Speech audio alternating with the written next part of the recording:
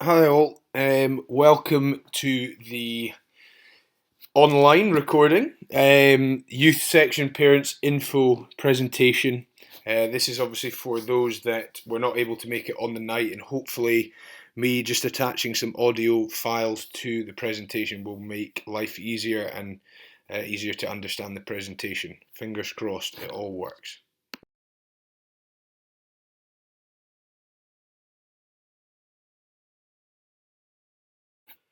So, as you can see, the plan for the presentation is meeting all of the committee first in the who's who and also our coaching team. You'll then see the training times and when fixtures will be played during the week. We also have slight changes in our team selection policies that we are going to be enforcing this year. A brief understanding of pitch row being the main avenue for a lot of communication, but also massively for updating availability and team selection. Kit, in terms of what kit we want to see our juniors playing in this year. Ways in which you can help out within the club, within age groups on match days. How you can get your child involved in senior cricket at the club. An explanation of just our other alternative avenues of communication that we have throughout the club, and then finally codes of conduct, which I'll go into more detail later on.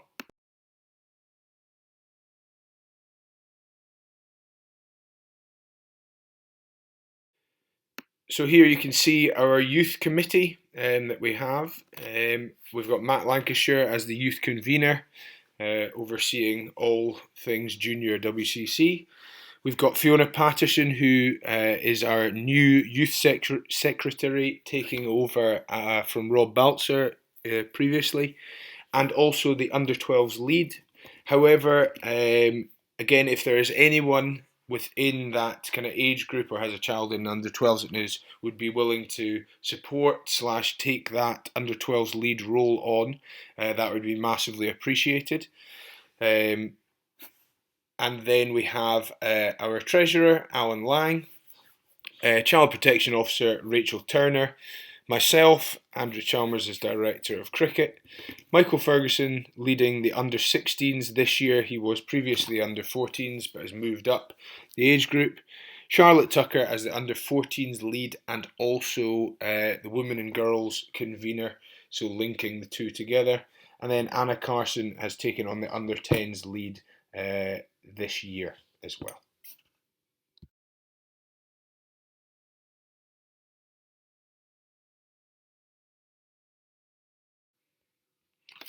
So this is our WCC coaching team for the season ahead. We're trying to create as much consistency as possible.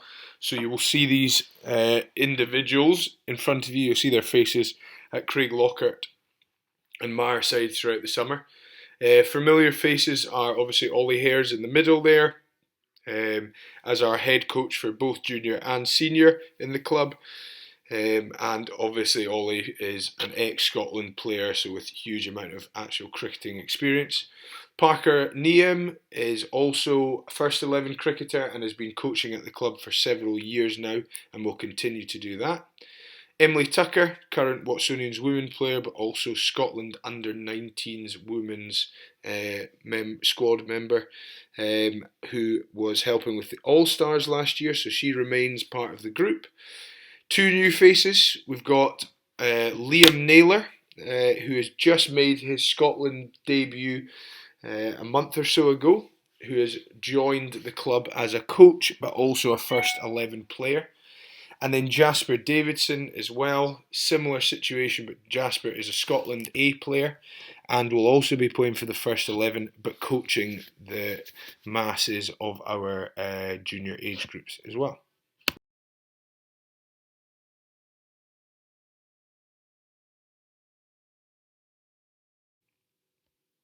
So, as you will see, the table consists of, down the left-hand side, looking at the screen, you've got the age groups, in the middle, specific nights and venue of where they will train. Then next to that, you have the specific coaches that will be leading the sessions, and then the days of the week that fixtures will take place for that age group. The only one probably to highlight will be the under 10s and under 12s. You'll see that they overlap in time, start at the same time, and have the same coaches. They will still be separate in that under 10s will train with each other, under 12s will train with each other, but we are looking to create a bit more of a kind of station based training session where the groups will be split up and will move around different stations over the hour for the under 10s and the hour and a half for the under 12s. The reason for this is so that they all get access to high level coaches in Ollie, Liam, and Jasper for the time. So this is a new thing for us, but rest assured they will be training with others there in their age group.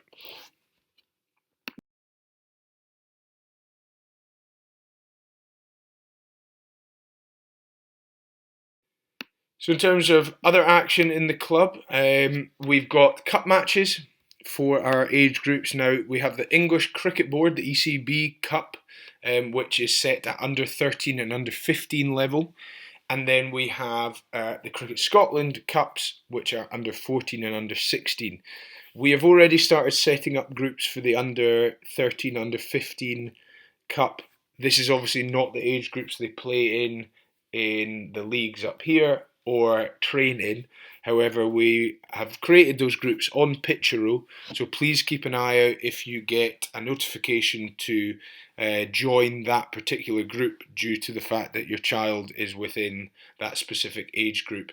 And we'll be getting out the fixtures for this as soon as possible so that we can try and get as good availability as possible for these cup games, as in the past it's often been quite last minute, and that has resulted in us either being low on numbers or maybe not having the majority of the players that we would like to see playing in these cup matches.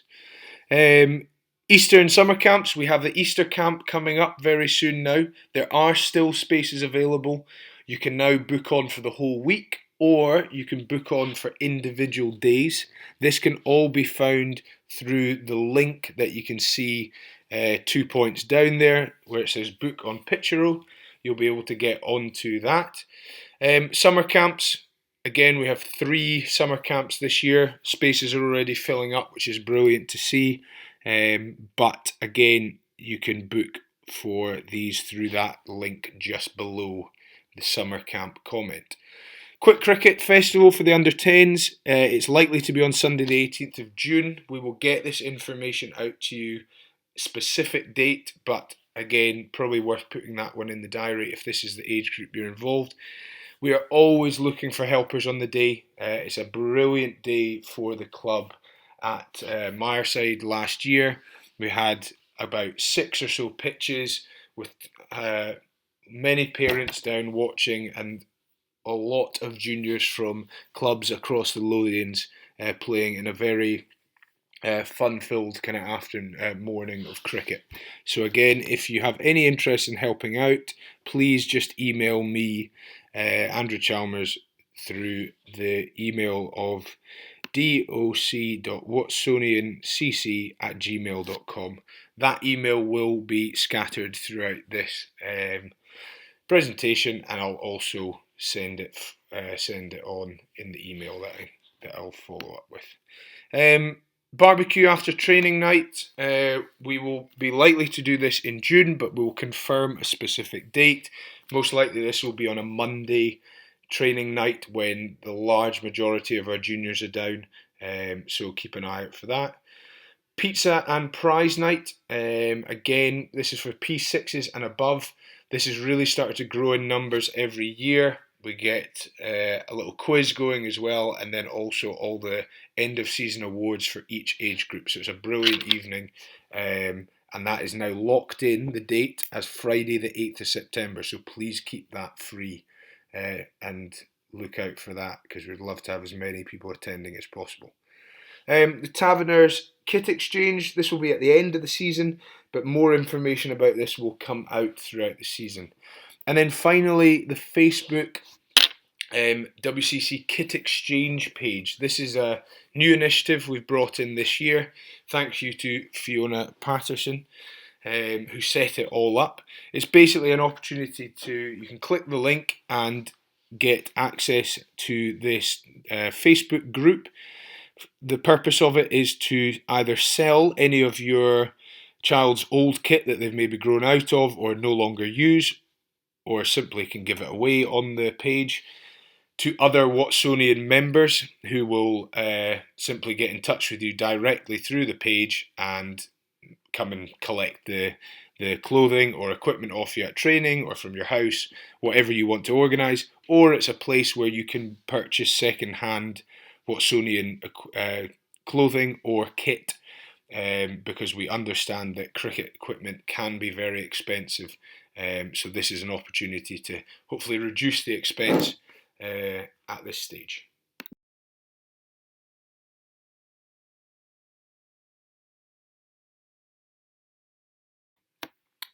So if you click on the following link, you'll see that there is our codes of conduct for the junior player code of conduct for our juniors, code of conduct for working with children, and then our spectator code of conduct. The one we're focusing on here is the behaviour escalation path. At Watsonians, we don't expect there to be issues behaviour-wise in our junior sessions. However, obviously there has been in the past, possibly, but we also need to cover all bases. So, as you can see, level 1, there will be a verbal warning and an opportunity to correct the junior's behaviour. This will likely come from their coach at the time. Level 2,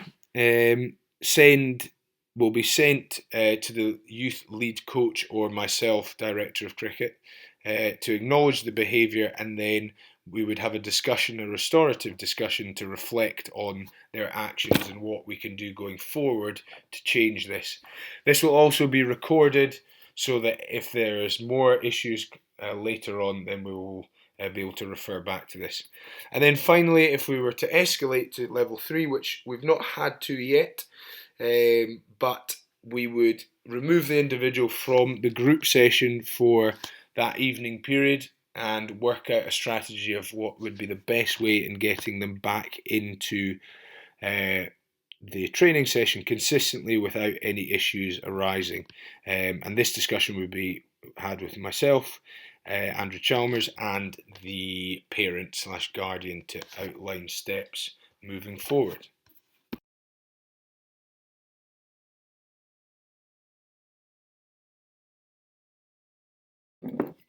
So team selection this year, as I say, there's a few small changes. Main one that will stay consistent is that if you have paid up for the player's subscription, then you will get a regular opportunity to play matches.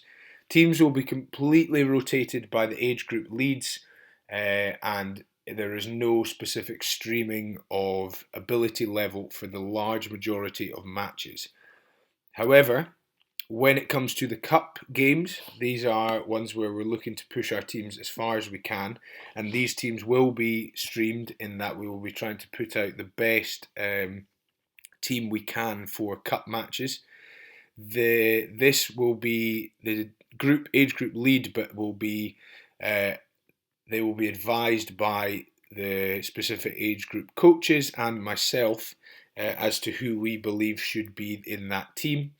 And then also we'll be in communication about specific batting order and bowling lineups, and also the captain for this. Now, we will all obviously take on board what the age group lead says as well and work out the best formula going forward.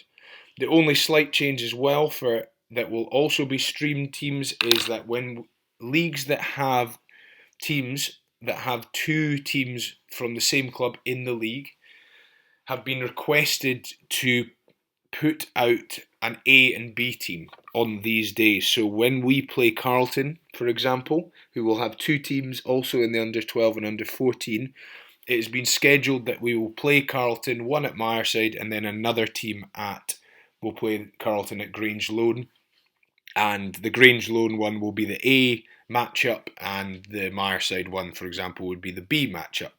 The reason for this is that it means that the games should be closer and there should be less mismatches which have happened in the past, i.e. communication has got slightly lost over the week, and this has resulted in a very strong Carlton team playing a weaker Watsonian team because we've maybe got it all mixed up. So I think going forward this is a very good idea from the league, but then it means all the other games against teams that don't have two teams in the league will be completely mixed ability and will allow everyone to work together and play with each other in the age group.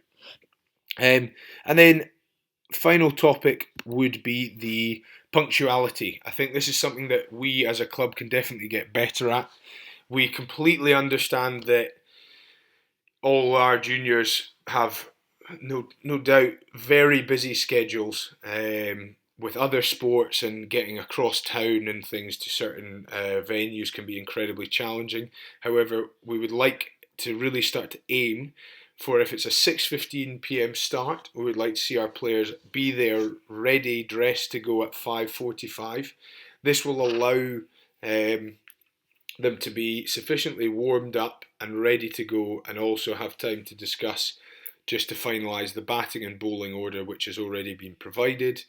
And then it means that hopefully being less rushed, unorganised, and having this kind of hectic start, instead we should be organised, look the part, and it will translate onto the pitch as well.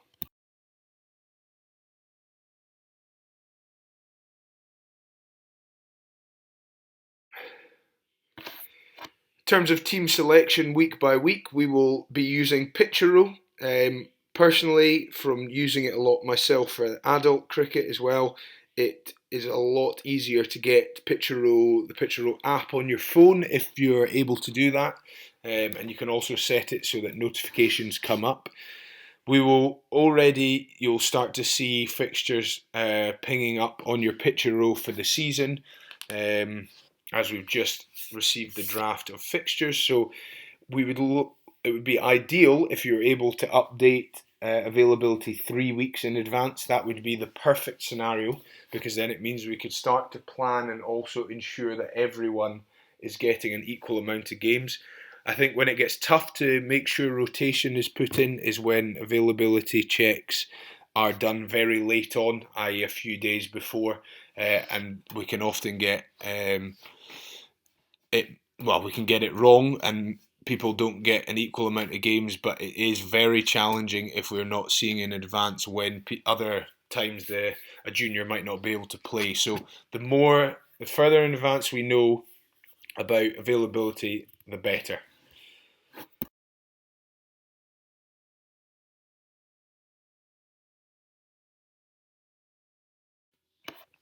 So kit going forward, for training nights you can wear whatever you want. Obviously sports clothing would be appreciated, but any style of sports clothing for training is not a problem.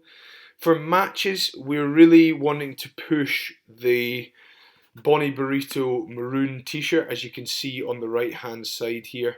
The reason why we would like to not see as much of just the plain George Watson's College maroon top is that we are trying to be as inclusive a club as possible, and not everyone goes to Watson's at the club. So what we want to try and see is more of our juniors turning up in the Bonnie Burrito maroon top, as this should create a more inclusive feel and less of maybe a George Watson's College divide to other schools, just in terms of tops. I'm not saying there is that divide, but this is a step we feel in the right direction to making sure we are as inclusive as possible. There is also the navy tracksuit bottoms combination that would be ideal as well if you could wear them, but we understand this is a lot of money to be spending, so general navy tracksuit bottoms would work as well, but the main focus is on that maroon top. You can buy these through the Picture Row app or on the website, you'll see the club shop highlighted at the top of the page under Grey Nichols Club Shop, and you'll see all the items on there.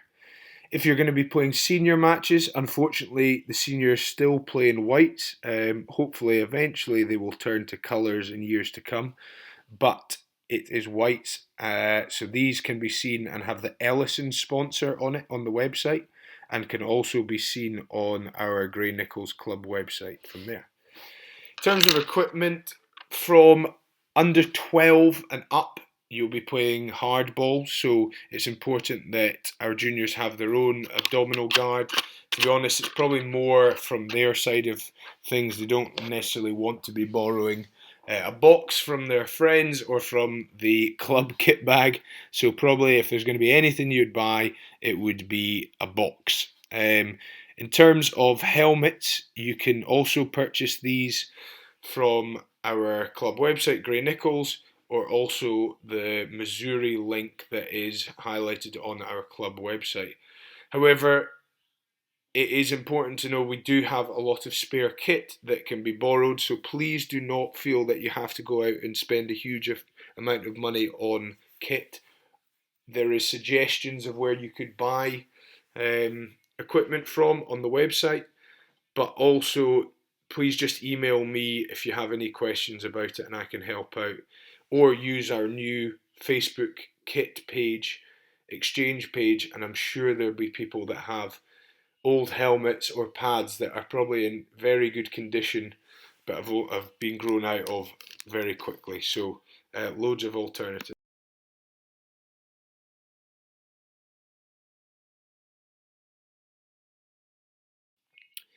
In terms of helping out at the club, first of all, if you want to help out with coaching on a voluntary basis, then please speak to myself and Rachel Turner as well in order to get your PVG sorted.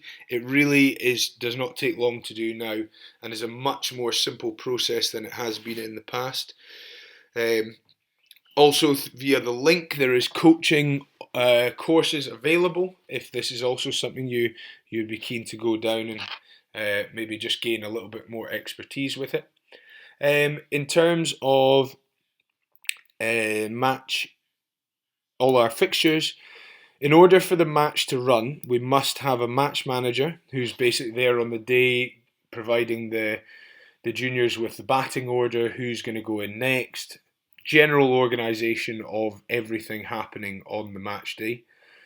An umpire to be on the pitch and simply umpire the game. Again, especially for our under 12s age group, this is nothing serious, and you can probably get away with dodgy decisions even if you feel your cricket knowledge is not quite there. It really doesn't have to be, and we can go over the specific rules and things prior to this.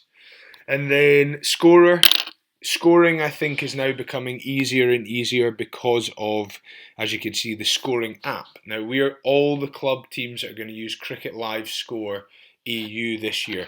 The reason for this is it stores the data very well, so then at the end of the season we can get all the stats, but it's all under the same club kind of club folder from there. So, and it means as you go up the teams, you're still going to be using the same scoring system as you would in the women's team or the men's teams as well. So plenty of things that we need help with on match days, and we really don't want to get to the stage where we have to call off games due to not having these rules fulfilled. So if you are interested in helping or wanting more information on any rules, please email myself again and we can look at how we can link you in to certain games for going forward.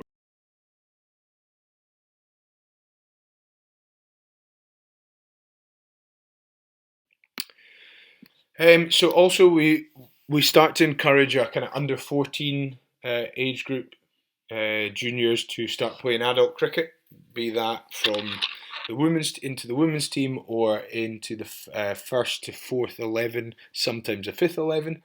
I feel this from growing up doing it myself. This was one of the most valuable experiences for my own cricket. playing adult cricket. It's a totally different game than juniors, but also is our adults, and I'm sure those that have been involved in it before have will agree that it's an incredibly welcoming atmosphere. The adults have all There's a huge amount of adults that have done this themselves, gone through the club as juniors and then played in adult cricket, so know exactly how it works and how beneficial and what a great experience it is. So this is something that we'll encourage, and as you can see, if any interest, please contact me via the email highlighted on the slide.